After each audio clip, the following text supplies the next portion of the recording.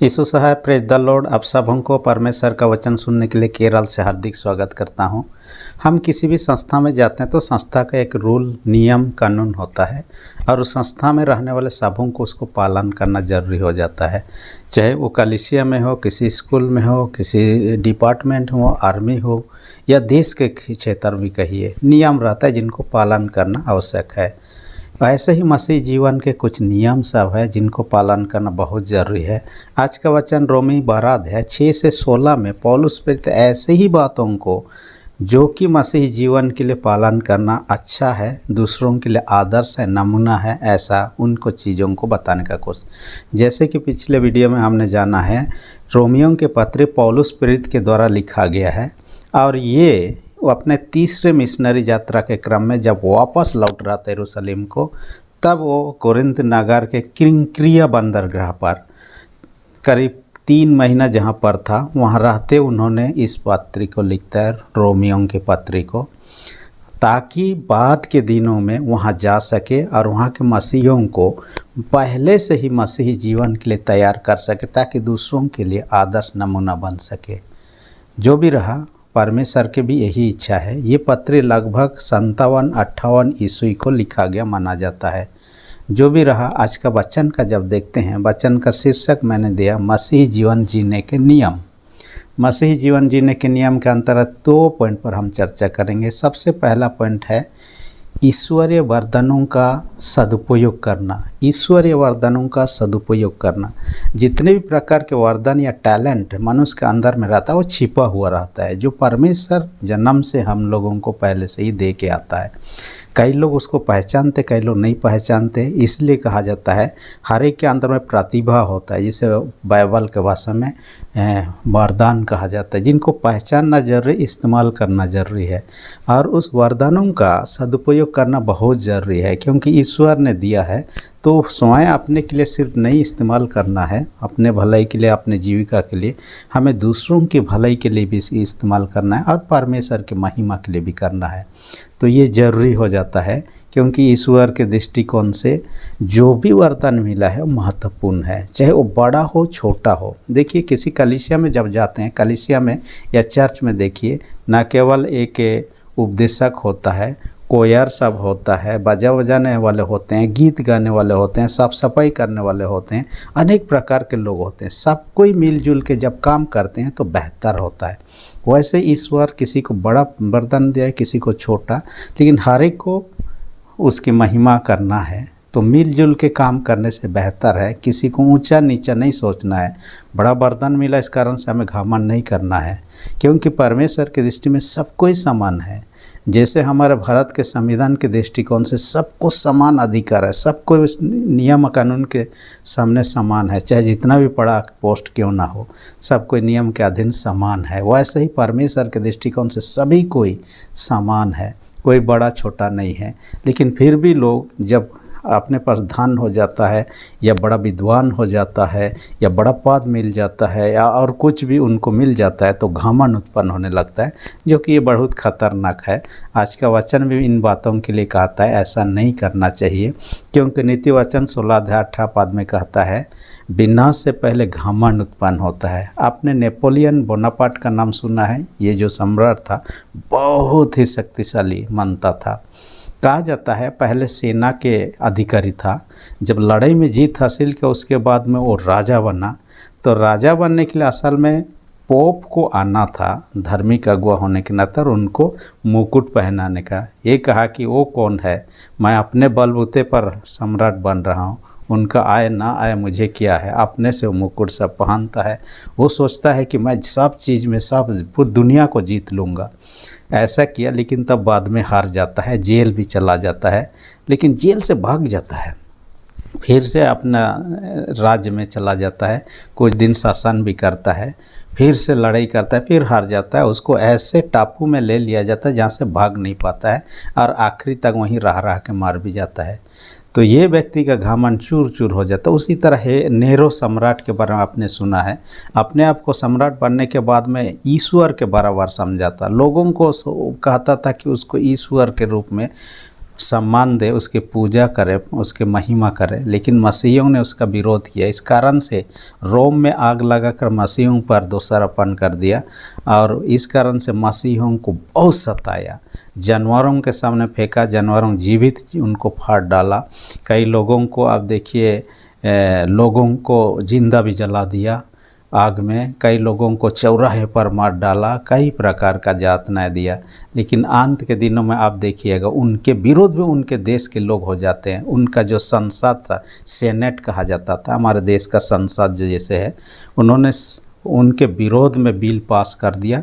उसके बाद में क्या किया, शत्रुता बढ़ गया, उसको जेल में डालने वाले थे ताकि उन पर सज़ा हो सके। इससे पहले वो आत्महत्या करके मार अपने आप को समाप्त कर दिया।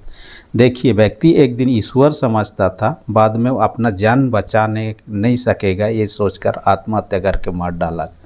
तो घमंड करने वालों से ईश्वर नफरत करता है, उनसे दूर रहता है। भजन संहिता 10 उसका 4 में यही बात कहता है, अहंकार घमंड वालों के से ईश्वर दूर रहता है। इसलिए हम इन प्रकार के बातों को, जो भी हमारे अंदर टैलेंट है, उनके लिए हमें घमंड करने की ज़रूरत नहीं है। दूसरी विशेष बात जो आज का वचन में कहता है, मसीह जीवन के महत्वपूर्ण नियम। यहाँ मैंने 25-26 नियम का लिस्ट बना रहा था, हालांकि 6 से 16 में ही इतना काफ़ी सारे नियम सब है।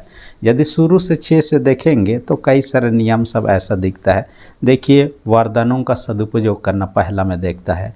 दूसरा में क्या कहता है, सेवा करने में लगे रहने की वजह। तीसरा में क्या कहता है, सिखाने में जो है सिखाने में लगे रहे। चौथा में क्या कहता है, उपदेशक जो है उपदेश देने में लगा रहे। पांचवा में कहता है दान देने में उदारता करें, यानी कि खुशी मन से दान दें, ऐसा नहीं कि कुड़कुड़ मन से, दबाव से। छठवां में कहता है अगुवाई उत्साह से करें, यदि हमें कलीसिया में किसी अगुवाई का काम मिला हो उत्साह से करें, ये नहीं कि दबाव से या कोई कहने से, ऐसा ना करे कहता है। सातवां कहता है दया हर्ष से करें, किसी के प्रति दया दिखा रहे हैं, सहायता कर रहे हैं, सहयोग कर रहे हैं तो हर्ष से करना है, भेदभाव करके या तो फिर कुछ दूसरे आशा से नहीं करना। 8 नंबर है प्रेम निष्कपट होकर, नहीं उससे पहले हाँ प्रेम निष्कपट होकर आता है। जो प्रेम हम में हो वो कपटपूर्ण नहीं होना चाहिए, क्योंकि प्रेम निष्प्रेम यानी कि कपटपूर्ण करने से ऐसा प्रेम जो छल कपट उत्पन्न, ऊपर से तो आप प्यार दिखा रहे हैं लेकिन अंदर में छल कपट है, इस प्रकार का प्रेम नहीं चाहता है। हालांकि मसीह जीवन का सबसे बड़ा गुण जो है प्रेम ही है। 9 में कहता है बुराई से घृणा करो, जो बुरा काम कर रहा है उसे यदि प्यार करने लगेंगे, हम खुश होंगे तो उसके साथ समभाग्य हो रहा है, लेकिन उनसे घृणा करना चाहिए, उनसे दूर रहना चाहिए। 10 में कहता है भलाई करने में लगे रहो, ये दूसरों की भलाई के बारे में ही कर रहा है। जो भी भलाई करने की सामर्थ्य जिसमें जितना है उतना ही कर सकता है, लेकिन सक्षम है तो हमें करना चाहिए। 11 में कहता है एक दूसरे से प्रेम रखो, यहाँ पर कहता है एक दूसरे से प्रेम रखना बाइबल का शिक्षा है, और यीशु मसीह मरने से पहले ये चेलों को नई आज्ञा जो दिया यही बात है, एक दूसरे से प्यार करो, और प्यार करना व्यवस्था को पूरा करना है, ऐसा बाइबल का वचन कहता है। 12 में कहता है परस्पर आदर करो, यानी एक दूसरे का रेस्पेक्ट करना चाहिए। हम कई बार क्या होता है बड़े धनवान या ज्ञानी या पद वाले हो जाते हैं, दूसरों को रेस्पेक्ट नहीं करना चाहते हैं। हम रेस्पेक्ट पाना चाहते हैं लेकिन दूसरों को नहीं, ऐसा नहीं होना। 13 कहता है आलसी ना हो, पौलुस प्रेरित इसलिए कहता है जो काम करना नहीं चाहता है वो खाना भी ना खाए कहता है, इसलिए आलसी नहीं होना है कहता है। 14 में कहता है आत्मिक जोश हम में होना चाहिए, यदि आत्मिक की व्यक्ति हैं हम में आत्मिक जोश होना चाहिए, ईश्वर को उपासना, वचन पालन करने, उसके महिमा करने, उन सभी चीज़ों के लिए ऐसा कहता है। 15 में कहता है सेवा करने में लगे रहें, यानी ये प्रभु की सेवा के बारे में कहता है, दूसरों की सेवा नहीं। तो सेवा करने का यदि आपको मौका मिला है सेवा करने में लगे। 15 में कहता है आशा में आनंदित रहो, क्योंकि हमें आशा है यीशु मसीह दूसरे आगमन में आने वाले हैं। चाहे जितना भी परिस्थिति क्यों ना हो, हमें आत्महत्या के बारे में नहीं सोचना है, क्योंकि जीवन को परमेश्वर बदल सकता है, एक दिन में, 1 मिनट में हमारे जीवन को बदल। और जितना भी कठिन परिस्थिति हो, प्रभु हमारे लिए चिंता करता है एक नया दिन के लिए। इसलिए हमें आशा में आनंदित रहना है, क्लेश में स्थिर रहना है। जब क्लेश होता है, सताहट होता है, हम प्रभु के विश्वास में स्थिर रहने का प्रयत्न करें, ऐसा कहता है। 17 में कहता है नित्य प्रार्थना करें। प्रार्थना मसीही जीवन का एक अभिन्न अंग है।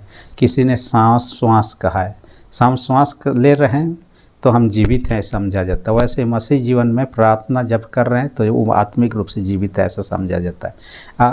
प्रार्थना परमेश्वर से बातचीत करना है, इसलिए हमें ये करते रहना है। आगे क्या कहता है, सेवकों की सहायता करना, जो सेवा काम में है यदि हम सक्षम हैं जो कुछ उन्हें सहायता करना है, ऐसा कहता है। 19 में कहता है अतिथि सत्कार करना, जितने मेहमान हैं उन सबों को सत्कार करने के बारे में यहाँ कहता है। 20 में कहता है सताने वालों को आशीष देना है, यानी उनके लिए प्रार्थना करना है ताकि उनका जीवन बदल जाए, हम वो नाश हो जाए, इस प्रकार का ना करें, क्योंकि वो करना तो परमेश्वर का काम है। हम कहें न चाहे ना कहें, वो परमेश्वर अपना काम करने वाला है, इसलिए हमें उनके लिए प्रार्थना करने की बात है ताकि उनका जीवन बदले। 21 में कहता है आनंद करने वालों के साथ आनंदित हो, जो लोग खुशियाँ मना रहे हैं, हमें आमंत्रित कर रहे हैं, उनके साथ में शामिल होना है, खुशी मनाना है। परंतु इसके बाद में जो कहता है 22 में रोने वालों के साथ रहो, यानी जो दुख मना रहे हैं, शोक मना, उनके साथ में शामिल होना, उनको सांत्वना देना, सहभागी होना है, ऐसा कहता है। 23 में कहता है एक समान रखना है, कहता है हम जितने भी हैं हर एक को एक समान रखना है, ऐसा कहता है।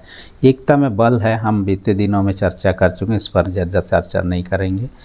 24 में कहता है अभिमानी ना हो, यानी घमंड करने वाला ना हो, क्योंकि हमने देखा है घमंड करने वालों से परमेश्वर नफरत करता है, ये लोग विनाश के। लूसीफर कब देखिए घमंड किया, पतित हो गया, इसलिए हमें घमंड नहीं किया। गोलियत को देखिए घमंड किया, दाऊद ने उसको मार गिराया, वो नष्ट हो गया। ये घमंड जो विनाश लाता है, इसलिए इससे परे रहना बेहतर है। 25 में कहता है दीनों के साथ संगति रखना, जो दीन है, नम्र है, कमज़ोर है, ऐसे लोगों को कई बार हम किनारे करते हैं, तुच्छ करते हैं, इनसे लोगों की संगति करना है, ऐसा कहता है। 26 में कहता है अपनी दृष्टि में बुद्धिमान ना होना। आजकल तो लोग यही कहते हैं मैं सबसे बुद्धिमान, उस समय सब कुछ जानता, इस प्रकार का विचार। लेकिन यहाँ शिक्षा दे रहा है ऐसा अपने आप को नहीं समझना है, क्योंकि परमेश्वर की दृष्टि में अब भी हम मूर्ख हैं। हो सकता है अपने आप में व्यक्ति बोल दे, लेकिन परमेश्वर की दृष्टि में ऐसा नहीं होता है। ये सारे नियम सब पालन करने के बारे में कहता है। ये तो 6 से 16 के बीच का ही है। ऐसा पालन करने से क्या होगा, हमारा मसीह जीवन बेहतर होगा, सुंदर होगा। और सब कोई पालन करना संभव नहीं है, लेकिन हमें प्रयत्न करना है। एक छोटा बालक का उदाहरण इसलिए बार बार देता हूँ। आप देखिएगा एक छोटा बालक जब चलना सीखता है, उठता है, चलने लगता है, गिर जाता है, फिर उठता है, चलने लगता है, गिर जाता है, फिर भी चलने का कोशिश करना नहीं छोड़ता। और एक दिन ऐसा समय आता है चलने लगता है, दौड़ने लगता है, गिरता नहीं है। वैसे ही हमें मसीह जीवन में चलने का प्रयत्न करना चाहिए। इस्राएली लोग जब मसीह जीवन में जीवन व्यतीत, यानी कि ईश्वर के आज्ञा अनुसार जीवन, उनका जीवन बेहतर रहा, उसके विरोध में काम किया, उनका जीवन बिखरा।